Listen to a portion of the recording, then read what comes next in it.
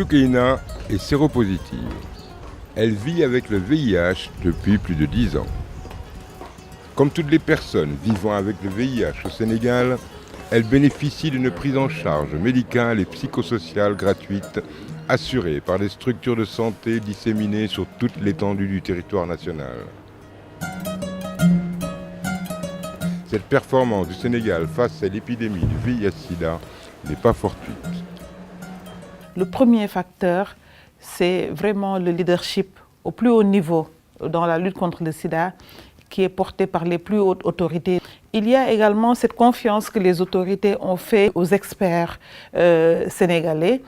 Il y a eu les acteurs communautaires, et même le secteur privé depuis le début, les religieux, et donc c'est tous les acteurs.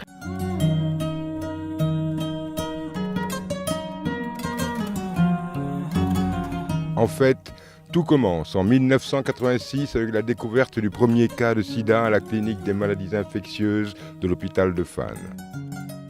Et nous sommes un jour tombés sur un malade qui nous venait d'Afrique de l'Est, amaigri, un peu fébrile, fatigué, avec du muguet dans la bouche, avec une toux.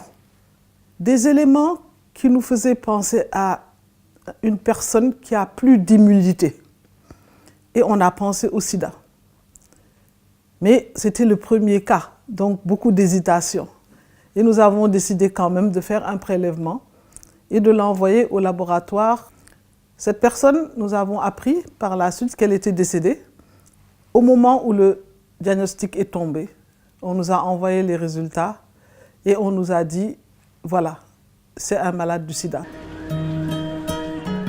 Dans la foulée, la riposte nationale s'organise avec la mise en place du comité pluridisciplinaire de lutte contre le sida et la création du comité national de lutte contre le sida. Nous avons, dès qu'on a été informé de ces résultats, informé le président Diouf à l'époque. Et il a été très réceptif, contrairement à la plupart des chefs d'État des pays africains. Il n'a pas opposé de déni. L'une des premières stratégies mises en place dans le cadre de cette lutte contre le sida fut la sécurité transfusionnelle avec le soutien de l'Organisation mondiale de la santé. Ceci a été fait grâce d'abord à l'amélioration de la pratique transfusionnelle ici au niveau du CNTS, mais également grâce à la mise en place dans toutes les régions du pays. Nous nous sommes basés sur le tissu hospitalier au niveau de tous les hôpitaux régionaux d'une banque de sang pour que toutes les transfusions sanguines qui se font dans le pays puissent être sécurisées, notamment par le dépistage. Au cours des premières années de l'épidémie, les autorités privilégient une démarche de prévention pour éviter une explosion de la maladie. Dans le même temps, la société civile, les religieux, musulmans et chrétiens se mobilisent pour apporter une réponse communautaire. 87% des religieux et des acteurs religieux parlent et interviennent dans le domaine de la lutte contre le VIH. C'est très important.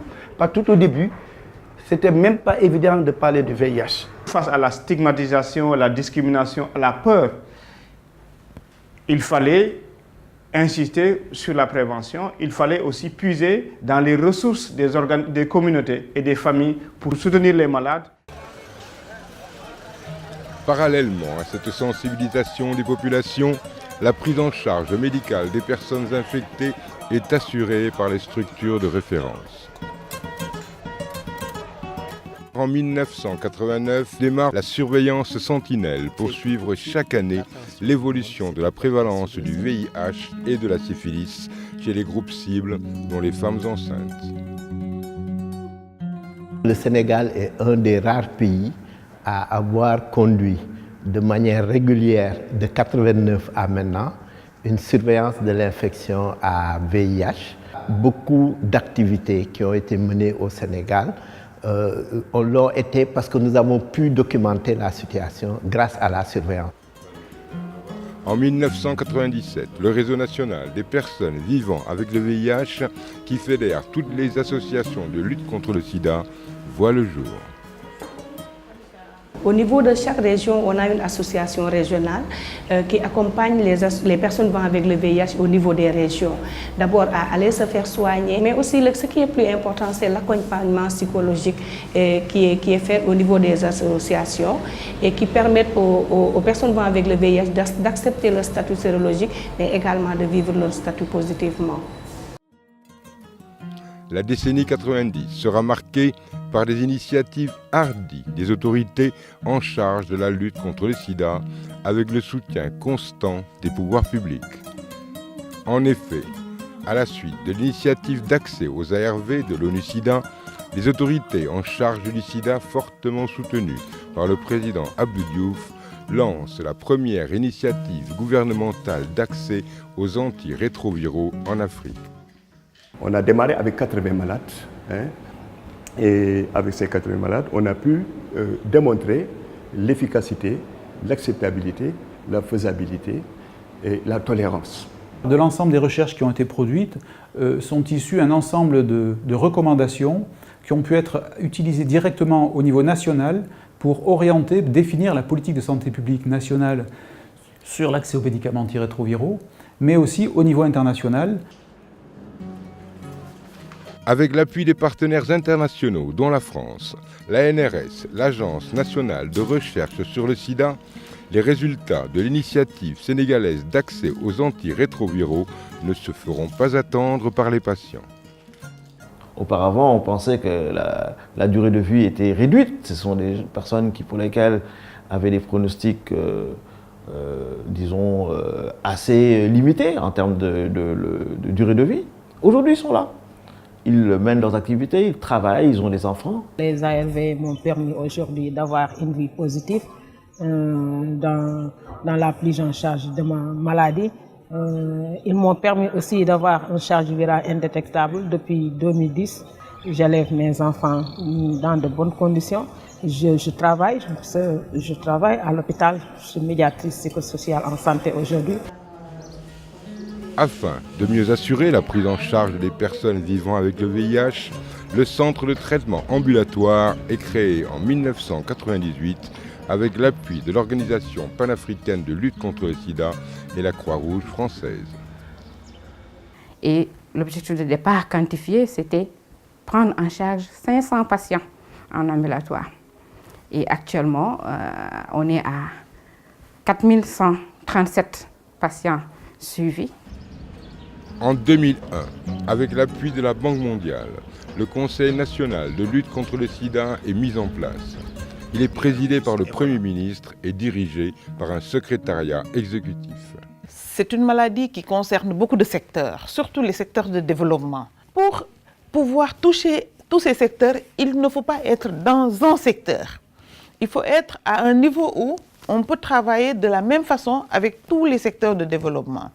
C'est comme ça que l'ONU-SIDA a demandé aux pays d'élever le leadership de la lutte contre le sida et de le mettre à un niveau où on peut travailler dans beaucoup de secteurs. À partir de 2001, les ARV sont décentralisés dans chaque région du Sénégal, permettant ainsi aux personnes vivant avec le VIH d'accéder à la prise en charge quelle que soit leur localisation. De plus, le président Abdoulaye Wade décide en 2003 de la gratuité des ARV, du dépistage et du suivi des patients. La décentralisation de la prise en charge du VIH a permis de passer de 3 structures de prise en charge qui offraient les services à actuellement plus de 100 structures dans les régions, aussi bien dans les hôpitaux, dans les centres de santé et récemment dans les postes de santé. C'est plus seulement le médecin qui prescrit un médicament, mais c'est une assistante sociale qui écoute la personne. À partir du diagnostic même du patient, son dépistage, à partir de ce moment-là, on commence à intégrer la notion de personne et aussi la notion d'environnement social. Cette déconcentration des services de soins qui a amélioré l'accès aux ARV est aussi le résultat du partenariat fructueux avec de nombreux bailleurs de fonds. Le programme VIH-Sida du Sénégal bénéficie des subventions du Fonds mondial depuis la création de celui-ci. Ce programme, à 70%, est financé par les partenaires internationaux. Il est important de souligner le rôle clé du partenariat entre la recherche et le CNLS dans la mise en œuvre de la riposte nationale depuis la fin des années 90. La recherche a énormément renseigné, comme je dis, le programme du Sénégal et a permis de définir des stratégies adaptées dans la riposte qui ont servi pour le Sénégal et qui ont servi pour le monde entier. Quelques années plus tard, le Sénégal abrite à nouveau la conférence internationale sur le sida en Afrique, après celle de 1991, confirmant ainsi son leadership dans la lutte contre le sida.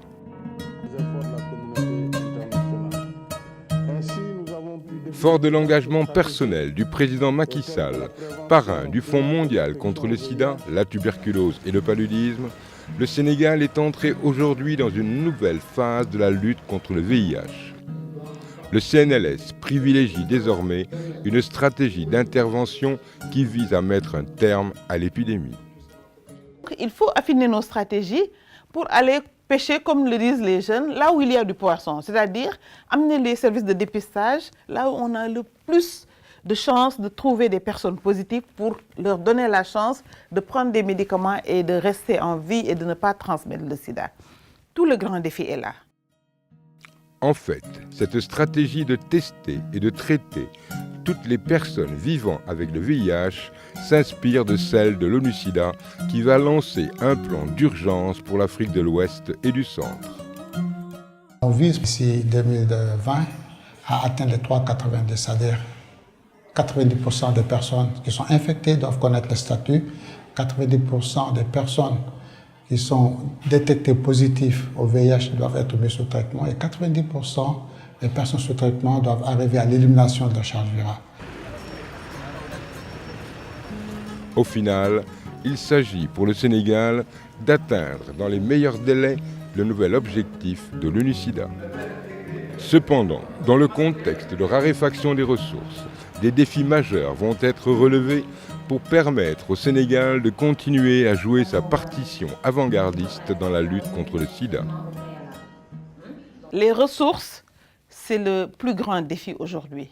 Il faut mobiliser des ressources pour parachever le travail que nous sommes en train de faire. Nous devons mettre moins de ressources dans tout ce qui est gestion, dans tout ce qui est cadre de planification, laisser tomber tout ce qui ne contribue pas à l'efficacité de la lutte contre le sida et s'orienter vers des stratégies porteuses, vers des stratégies qui démontrent tout de suite un impact. Ces défis impliquent la mise en place de nouveaux partenariats avec les collectivités locales, le secteur privé et le Fonds mondial de lutte contre le sida, la tuberculose et le paludisme.